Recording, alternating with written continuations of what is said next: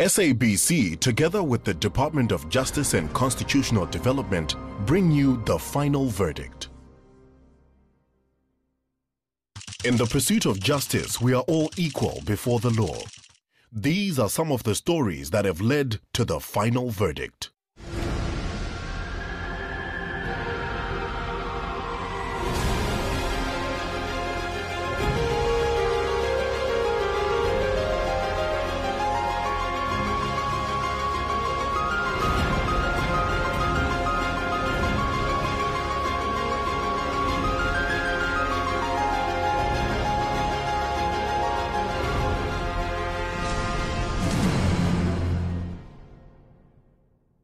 The South African divorce rate ranks among the highest in the world. The divorce process is a distressing time for all parties involved, and perhaps most traumatic for the children who are stuck in the middle of the often messy proceedings.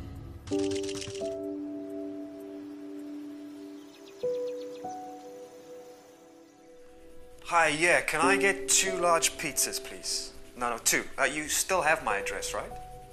Great. Okay, so can I get 1 Mexican with extra chili and...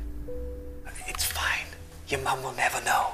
But Mom says... And 1 salami special with extra cheese. Okay, thanks. But Dad, I'm not allowed to... Rubbish. We've played ball for over 3 hours today. You deserve it. Can I stop rowing now, Dad? My hands are getting tired. Of course you can, my boy. Don't want you to sit there. Samir, Vida, are you in there? Mommy! Erin, open this door. Just stay here while I go talk to your mum, okay?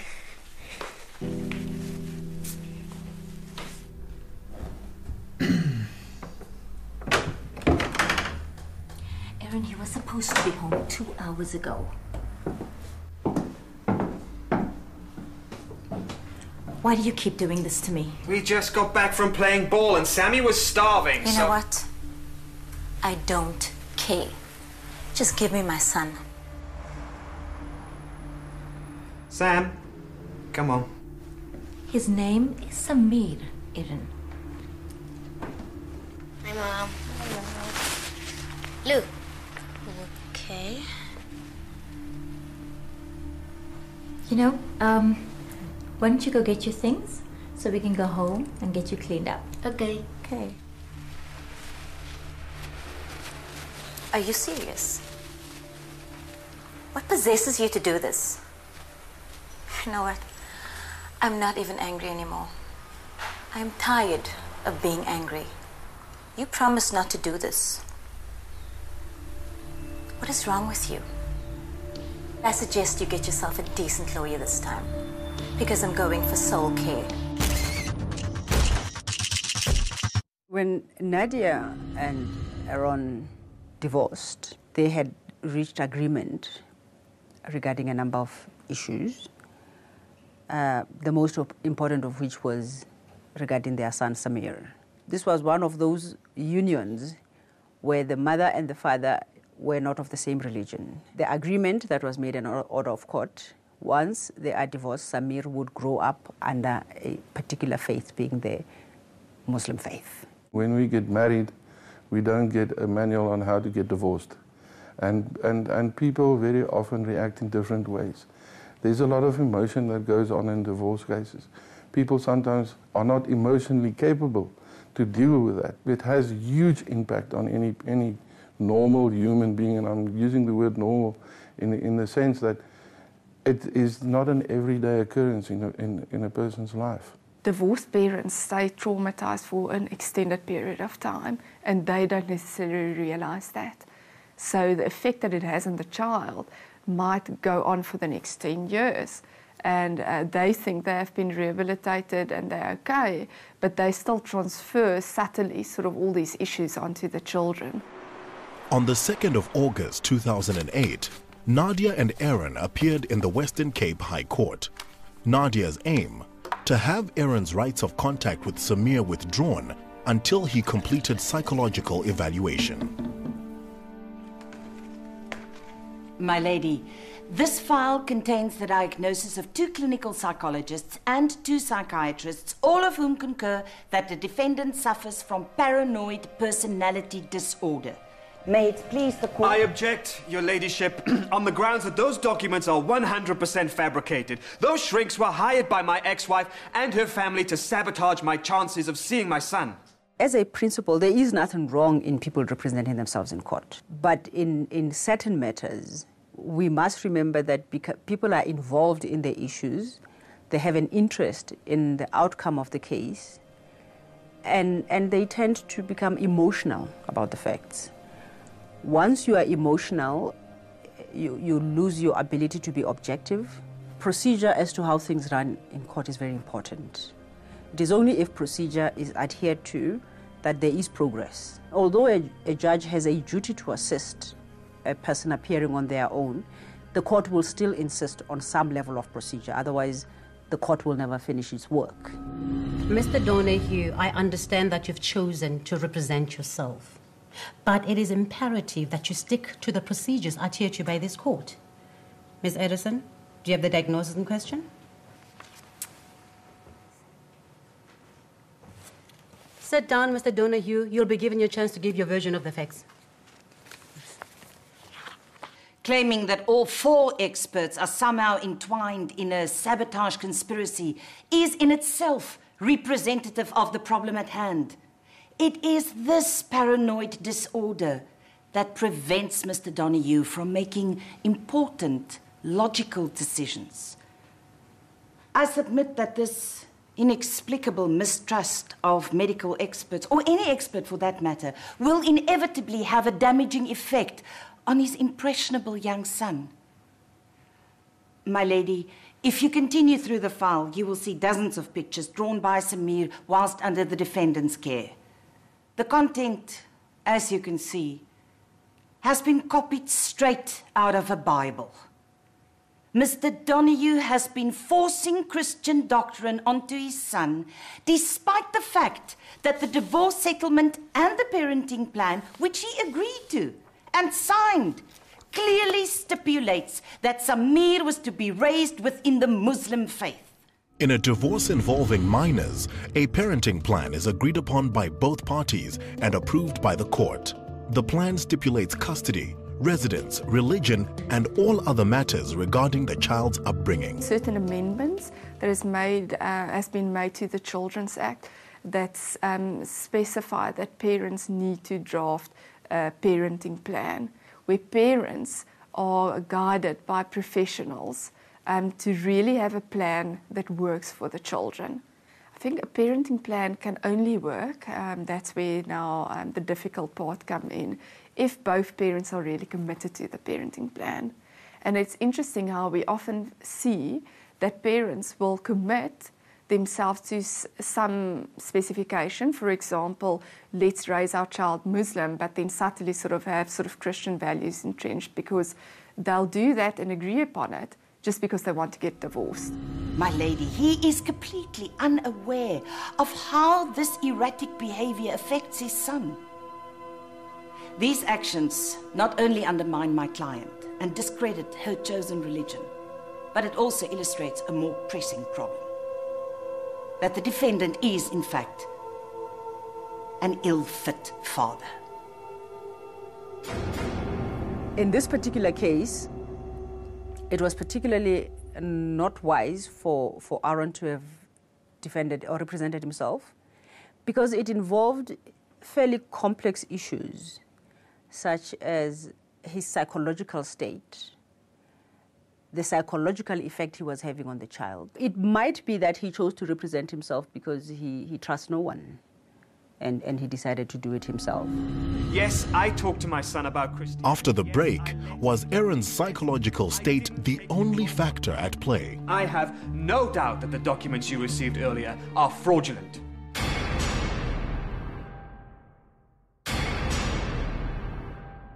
The Children's Act gives effect to the constitutional rights of children. The principle is that the best interests of the child are of paramount importance in every matter concerning the child.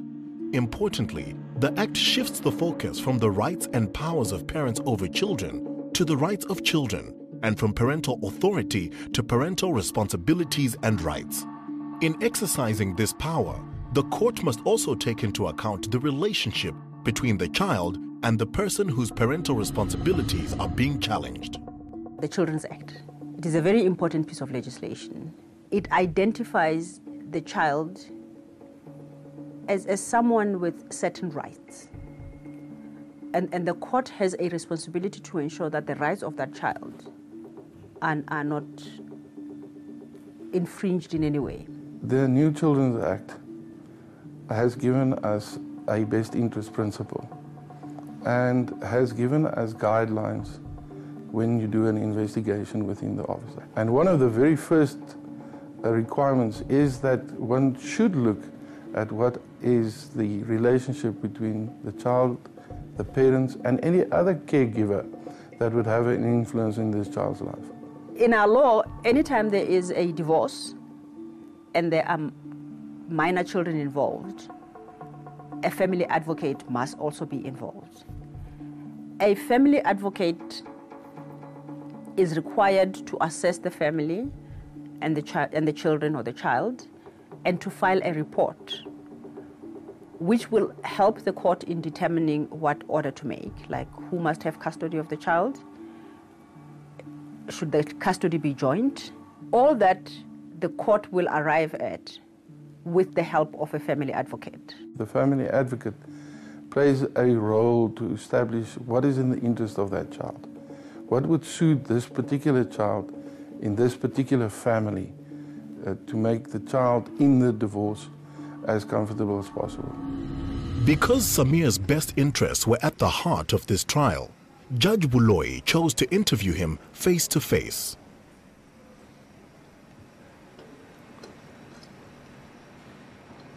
Do you have any books on martial arts? Unfortunately not. Maybe I should get some, shouldn't I? My mom says I can start karate next year. Ooh, so you're going to become a martial arts champion. Maybe I should get your autograph now, eh? Samir, I'm going to ask you a couple of questions. Is that okay? But before we start, would you prefer I call you Samir or Sam? My name is Tina. I really don't like it when they call me Jannah. Jannah! I like Samir. My mom says it means entertainer. I can certainly agree with that. Samir, tell me, do you remember when your parents lived together? They got divorced. And now you live with your mom. What do you do when you visit your dad? Play ball a lot. Sounds like nice stuff, fun stuff. Would you like to visit your dad more often? I don't think so. Why not? It's cool, but I forget stuff. Stuff like what? Like that I can't have meat, and I should go to bed, that I really don't like football. Do you tell him that? Sometimes, then he gets angry. What does he say? Stop acting like your stupid mother. You know, stuff like that. In our law, we say that the court is the upper guardian for all minor children. And that is so because parents, being human beings, make mistakes, and parents may act in a way that is not in the interests of the child. The mental state of one or either parent is very important. If a parent is mentally unstable, there is a likelihood that such a parent can pose a danger to the child, and the court must take cognizance of that. Your Ladyship, before I start, here's a diagnosis from a reputable psychiatrist stating that I am, in fact, not mentally unstable. At this point, I would also like to bring to the court's attention the fact that Miss Badur and her family have, for the last 5 years, sought to sabotage my chances of seeing my son. I have no doubt that the documents you received earlier are fraudulent. Do you have any proof of this, Mr. Donahue? Not as such, but my son can validate... Let's attempt to keep Samir's involvement in this trial to a minimum. My ex-wife relentlessly claims that I am mentally unsound. But, my lady, this is a classic case of the pot calling the kettle black. Your ladyship, the plaintiff herself suffers from chronic bouts of depression, has done for years. That document you've just received contains a signed diagnosis describing her condition. Your ladyship, I'm not perfect, but nor is the plaintiff. Yes, I talked to my son about Christianity. Yes, I let him eat meat. Yes, I didn't take him home on time. But are these strong enough grounds to disallow me access to my only child? My lady, I love my son more than anything. He means the world to me. And I cannot imagine not being there to see him grow into the wonderful man I know he'll become. It is not uncommon for parents to use the children in a fight between themselves. They quickly forget that the child, in all probability, loves them both equally, that the child is torn. Parents should guard against using a child as a weapon. Mr. Donahue? After the break, startling new evidence rattles the court. I hold in my hand a highly disturbing letter.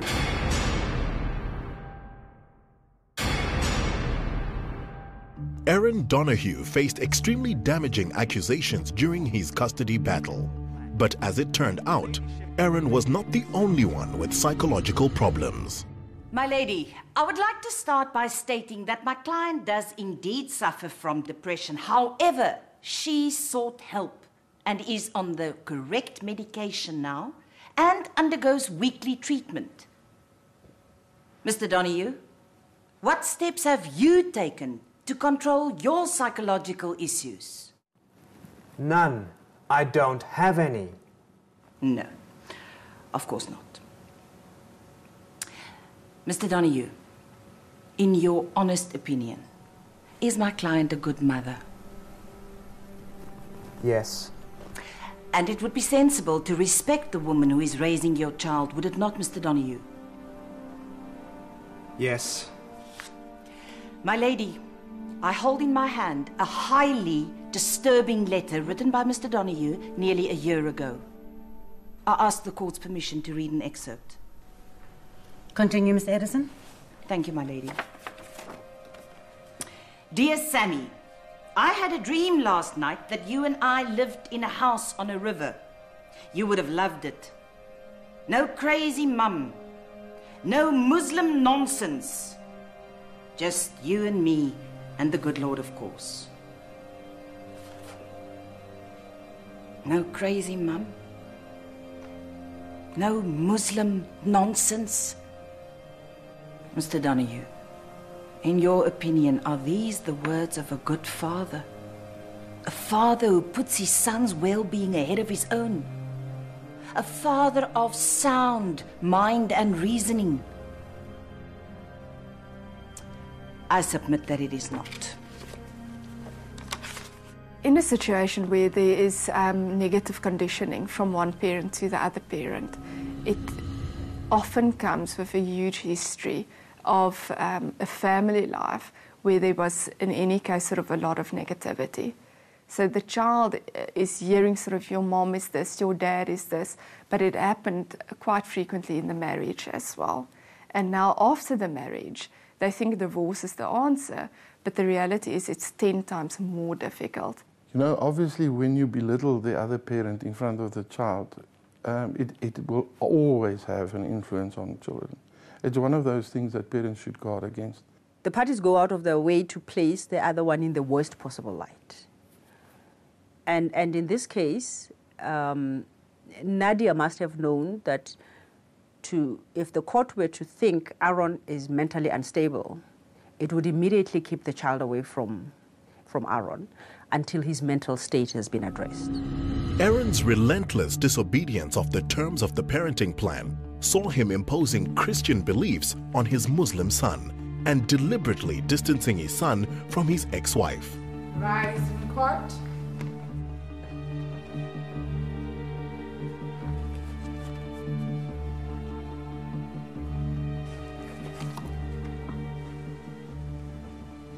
I would like to start by saying that I had the privilege of sitting down with Samir day before last. After all, he's the reason we're all here today.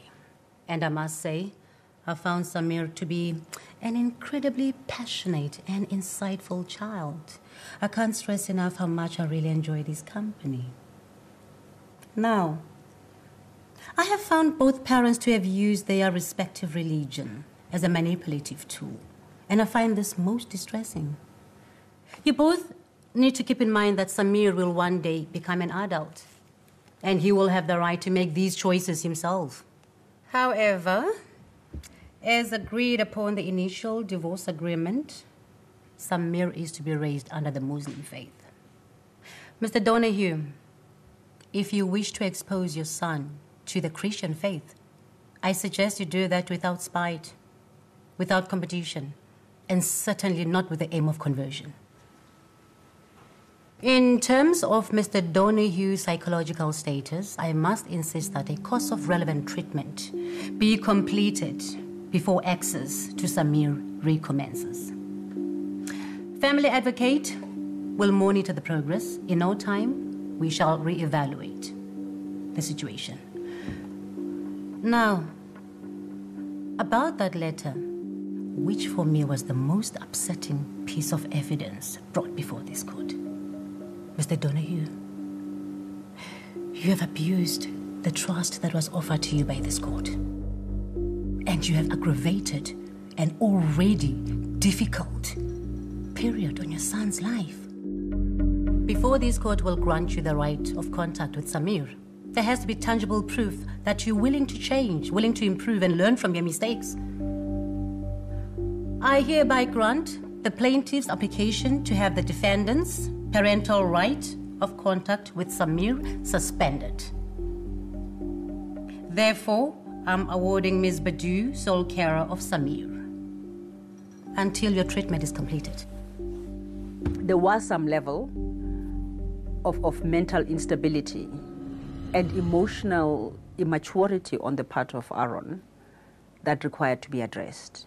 So the court wanted Aaron to undergo some psychological testing and treatment.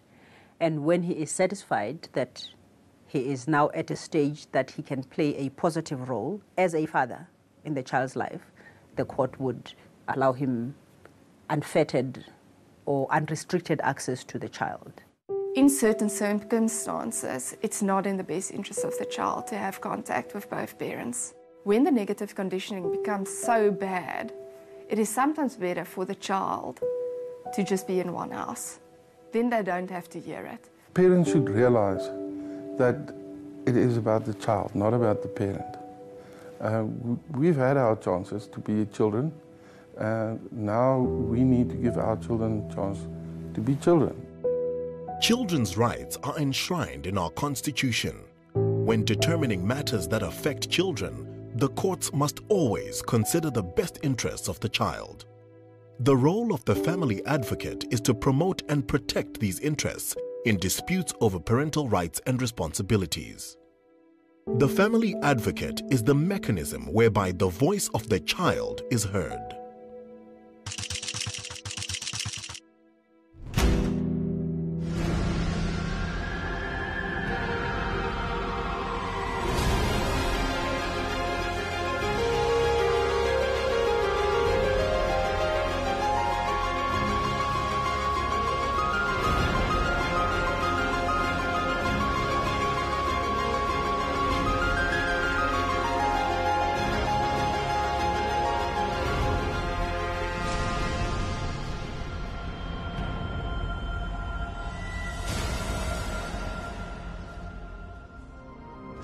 The final verdict was brought to you by SABC together with the Department of Justice and Constitutional Development.